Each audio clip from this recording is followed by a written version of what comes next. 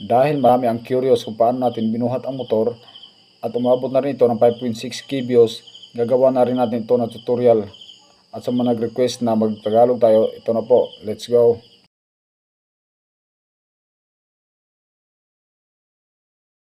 Dito, gawa muna tayo ng video. So, yung puro motor lang. Tapos, yung parang bubuhatin natin, pero hindi natin kayang buhatin yan. Kaya itabi muna natin ang motor natin. Para wala nang motor na makita. Tapos dito, yung parang may binubuhat tayo pero wala, acting lang. So, lalakad tayo tapos tumakbo. Tapos balik tayo para kunin na yung cellphone natin na ginamit. So, simulan tayo. CapCut, new project. Tapos hanapin natin yung video natin na ginawa. Tapos add. Ito na yon, yung video natin.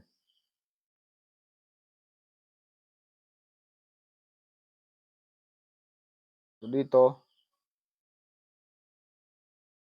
tap natin para mag-highlight. Tapos hanapin natin ang freeze.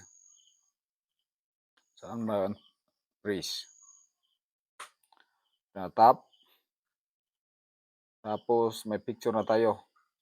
Picture na lang siya. Tapos hanapin natin yung papasok pa yung tao or ako.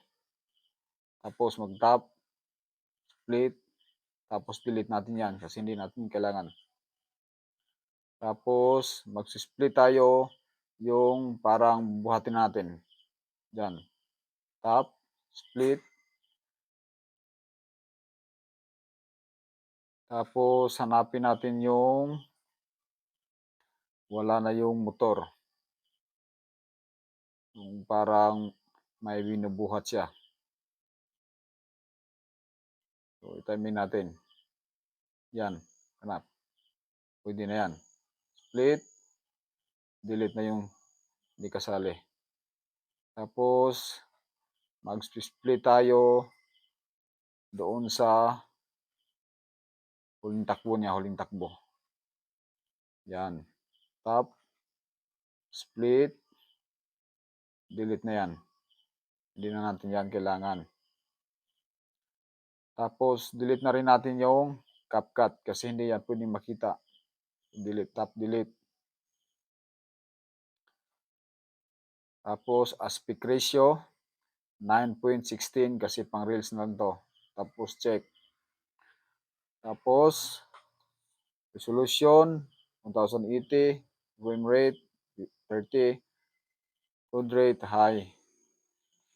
Tapos, hanapin natin yung na-freeze natin, itong motor. Tapos, overlay natin yan. Hanapin natin yung overlay. After ma-overlay, i-remove background natin. So, hanapin natin ang remove BG para motor lang yung makita. Tapos, custom removal, size, pinakanipis, tapos brush. So, dito, ibabrush natin yung motor lang. Dapat yung motor lang talaga yung mabrush natin. So, tagayin lang natin i-brush ng maayos. Tapos, hintayin natin mag-check. Tapos, check na. Tapos, top check sa kanan. Ayan. So, pagkatapos natin ma-remove BJ, itapat natin sa clip na parang may binubuhat ng motor.